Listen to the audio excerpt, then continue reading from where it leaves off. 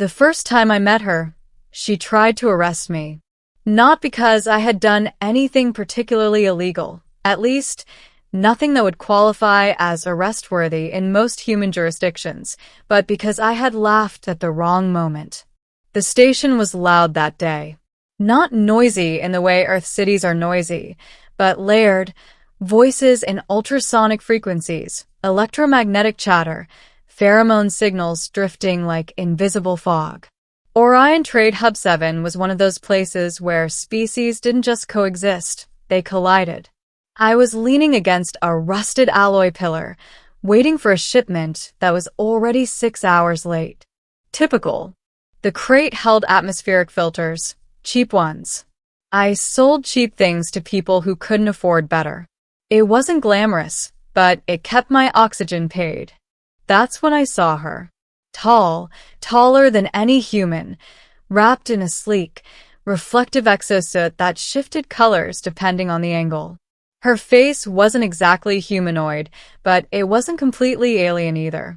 2 luminous eyes, a narrow jawline, and something like translucent markings running across her skin, pulsing faintly like a heartbeat.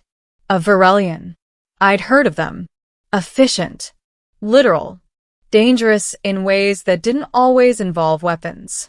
She was interrogating a merchant, some insectoid creature clicking nervously as she spoke. You stated the shipment contained 12 units, she said, her voice perfectly level. Yes, officer. 12, always 12, never anything but. It contains 11. That is a rounding error? She paused. I laughed. I didn't mean to. It just slipped out sharp, human, completely out of place. Her head turned slowly toward me.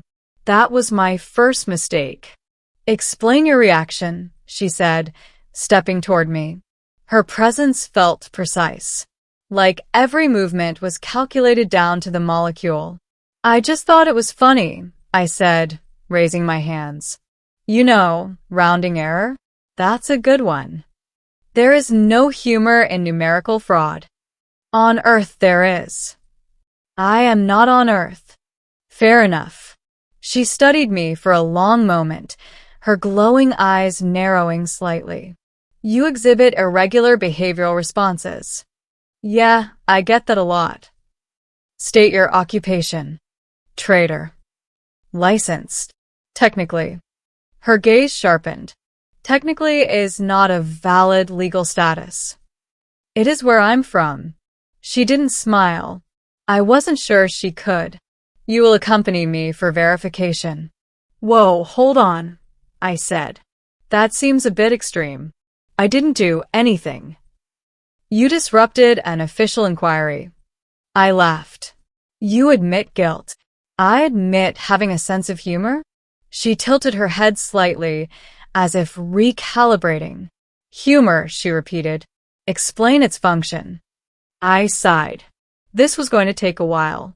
We ended up in a small, sterile chamber, white walls, soft ambient lighting, and no visible doors until they decided to exist. She stood across from me, hands clasped behind her back. Demonstrate humor, she said. You want me to tell a joke? Yes. I rubbed my face. All right. Why did the human marry the alien? She leaned forward slightly. Why? Because he thought it would be out of this world. Silence. Absolute, crushing silence. Then, that is inaccurate, she said. Interspecies unions require extensive legal documentation and... It's a joke, I interrupted. It's not supposed to be accurate. She frowned. Actually frowned. Then, what is its purpose? To make people laugh. I did not laugh. Yeah, that happens. She considered this. Your humor is inefficient. Thanks. We stood there for a moment, the air thick with mutual confusion. Then, for reasons I still don't fully understand, I said it. Look, if it helps, I'll just say we're married. Then you can stop interrogating me. It was sarcasm. Pure, harmless, human sarcasm. She went very still. Repeat that, she said. I was joking, I replied quickly. We're not.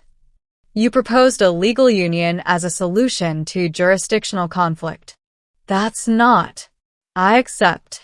I blinked. I'm sorry, what? I accept your proposal, she said. This resolves your licensing ambiguity and integrates you into Varelian legal protection frameworks. I was being sarcastic. She stared at me. I do not detect sarcasm. That's because it's not detectable. It's implied. Your implication was unclear. It wasn't meant to be clear. Then it is a flawed communication method. Yes. Exactly. Wait, no, that's not the point. She tapped something on her wrist. A faint holographic interface flickered to life. Union registration initiated, she said. No, stop. Biometric confirmation required. Before I could react, a soft pulse of light scanned me from head to toe. Registration complete. I stared at her. You just married me. Yes. I didn't mean it. You stated it. I was joking. You are now legally bound. I sat down heavily in the chair behind me. This is not happening. She looked at me, completely calm. It has already happened. Her name was Lyris. I learned that as we walked. No, as she escorted me through the station, now no longer as a suspect, but as her spouse. The word felt absurd in my head. You cannot leave my proximity for extended periods, she said. Why not? Bonded pairs maintain jurisdictional cohesion. I don't even know what that means. It means you are my responsibility. I didn't ask for that. You proposed it. I was being sarcastic. She stopped walking and turned to face me. Then you must cease this behavior immediately, she said. It leads to legally binding consequences. I have noticed. We continued in silence for a while. Then she said, You are inefficient. That's the second time you've said that. You rely on ambiguous communication, unverified trade practices, and reactive emotional responses. And you're what? Perfect. I am optimized. I smirked. That must be exhausting. It is not. Give it time.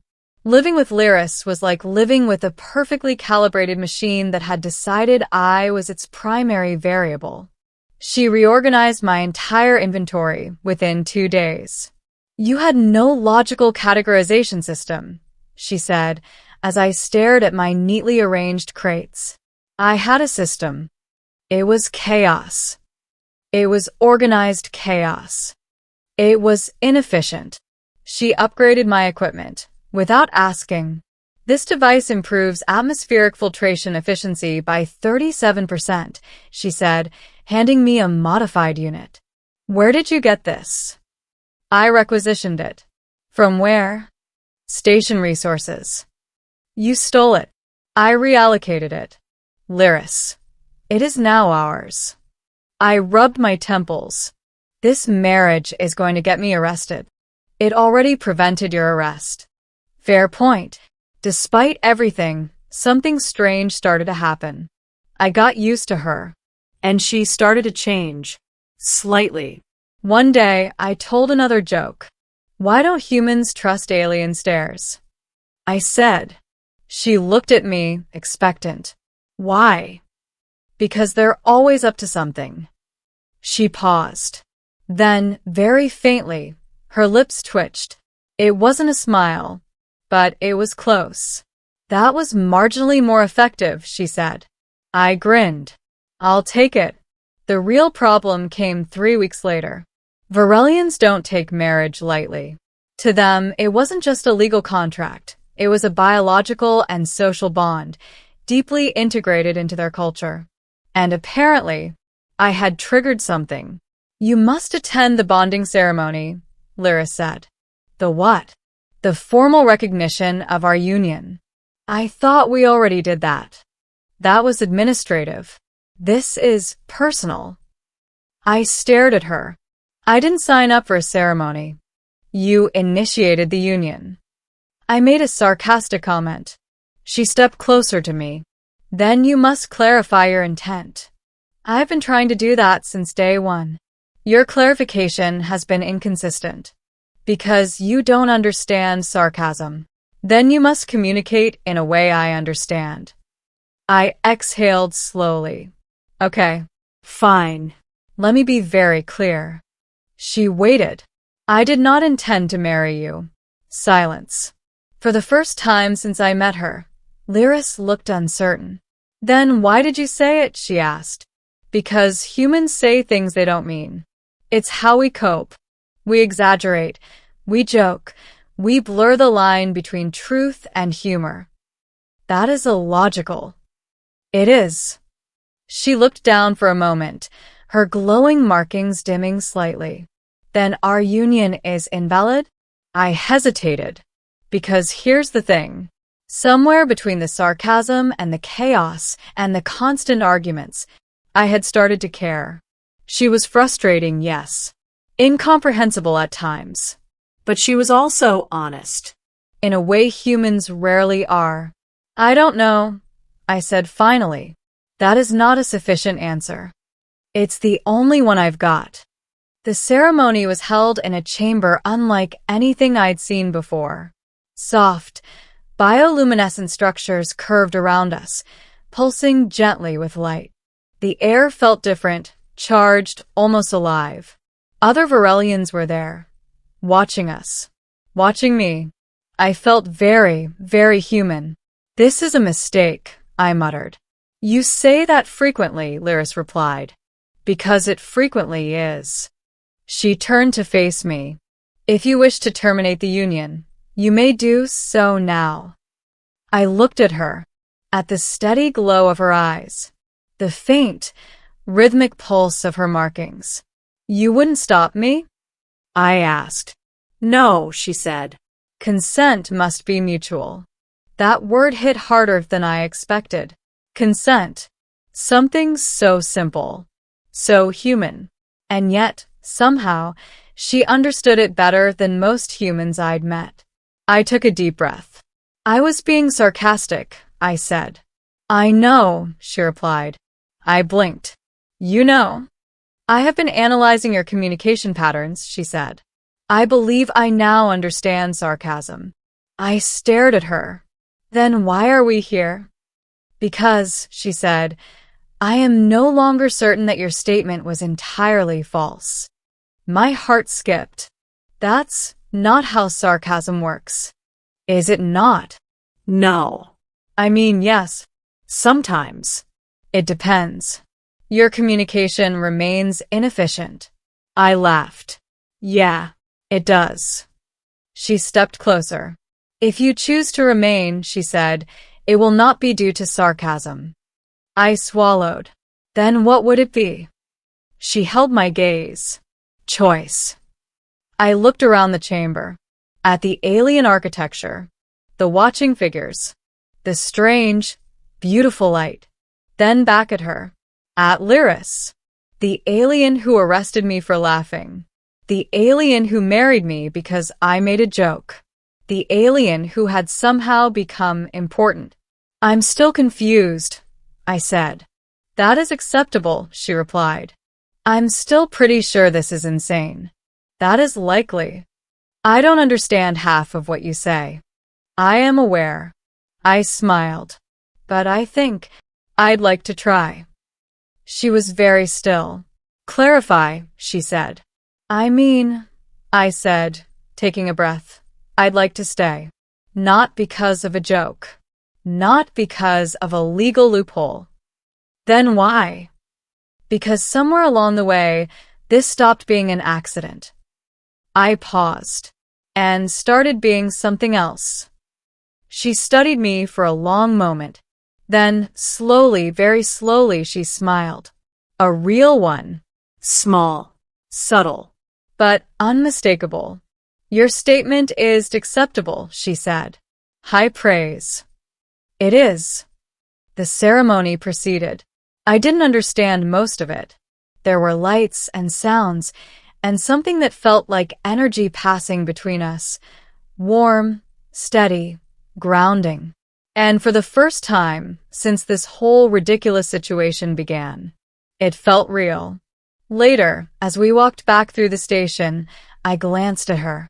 So, what happens now? We continue, she said. With what? Our union. I nodded. Okay. She looked at me. You will need to improve your communication. I figured. And I will continue studying your humor.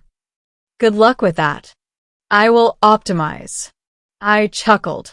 Of course you will. We walked in comfortable silence for a while. Then I said, Hey, Lyris? Yes. Why did the alien actually marry the human? She glanced at me. Why? I smiled. Because apparently he wasn't joking. She paused. Then she laughed. Not perfectly, not efficiently, but genuinely. And somehow, the days after the ceremony didn't feel dramatic. There was no sudden explosion of meaning, no cinematic realization where everything changed at once. Instead, it was quieter than that, almost unsettlingly normal. And somehow that made it more real. At first, I kept waiting for something to go wrong. A legal complication. A cultural misunderstanding. Some hidden clause in Varelian law that would suddenly turn me into property, or worse, an ambassador. But nothing happened. We went back to the station. Back to the trade routes. Back to the same messy, unpredictable life I'd always lived. Except now, I wasn't alone in it. Lyris adjusted faster than I expected. Or maybe I did. Your inventory turnover has increased by 62%, she said one morning, reviewing a floating display. That's because you reorganized my entire life. It was necessary. It was invasive. It was effective. Also true. She glanced at me. You are adapting. So are you. She paused. That is also true. But the real shift wasn't in logistics. It was in the small things. The quiet things. The human things. One night, I found her standing near the observation deck, staring out at the endless stretch of stars. She didn't move when I approached. Counting them? I asked. No. Analyzing stellar patterns? No. I leaned beside her. Then what are you doing? She hesitated, and that alone told me this mattered. I am observing, she said. That's new. I am attempting to understand why humans find this view calming. I smiled slightly. And I do not yet understand. Give it time. She looked at me. You said that before. Yeah. It's kind of my thing. We stood there in silence. Not awkward. Not forced. Just shared.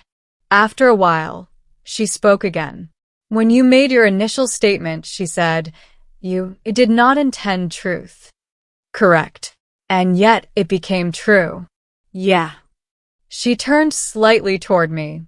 Is this common in human behavior? More than we like to admit. She studied me carefully. You are inconsistent, she said. I prefer complex. You are contradictory. I prefer interesting. You are inefficient. I smirked. Okay, that one's fair. Then, after a pause, she said something I didn't expect. But you are also reliable. I blinked. That's new. I have observed your actions over time, she continued. Despite your irregular communication, your behavioral patterns indicate stability in critical moments. I leaned back slightly. Are you complimenting me? Yes. That might be the most romantic thing you've ever said. I am not attempting romance. Too late. She tilted her head. I will need to study that. I'm sure you will. Days turned into weeks. Weeks into something that didn't feel like an accident anymore. We argued. A lot. About efficiency. About logic. About whether sarcasm should be classified as a controlled linguistic hazard. It should not, for the record. But we also learned. She started recognizing my tone shifts. Started pausing before taking my words literally. Sometimes she'd even say, "Clarify, sarcasm?" And I'd grin and reply, "Yeah, sarcasm." And then one day, she beat me to it. We were negotiating with a particularly difficult trader. For arms, zero patience. "This price is final," the trader snapped. "It is unreasonable," Lyris replied calmly. "It is generous." I leaned in and muttered, "Yeah, super generous." Practically giving it away. The trader frowned. Lyris turned to me. Then, without missing a beat, she said, "Clarification. That was sarcasm." I froze. The trader looked confused. And then, for the first time, Lyris smirked. I stared at her. "You just used sarcasm." "Yes." "Correctly." "Yes." "That's terrifying." "It is efficient." "No, it's not." It achieved the desired effect. The trader, now thoroughly unsettled, lowered the price. We got the deal. Later, I shook my head. "I've created a monster." "I am not a monster." "You're worse." "How so?" "You're learning." She paused, then said, "That is the objective." But the real ending, the actual ending, came quietly, like everything else. It was another night at the observation deck. Same stars, same silence, but something felt different. "I have a question," Lyra said. "That's new. Usually you have statements." "This is not a statement." "All right. Hit me." She turned to face me fully. "When you chose to remain," she said, "was it still influenced by humor?" I thought about it, about the first moment, the joke, the misunderstanding, the chaos that followed. Then I shook my head. "No," I said. "It wasn't." "Then what influenced your decision?" I took a breath. "Honestly, yes. I think it stopped being about the joke a long time ago." She waited, and for once, I didn't hide behind sarcasm. "It was never really about marriage," I said slowly. "It was about you." Her expression didn't change much, but I could see it.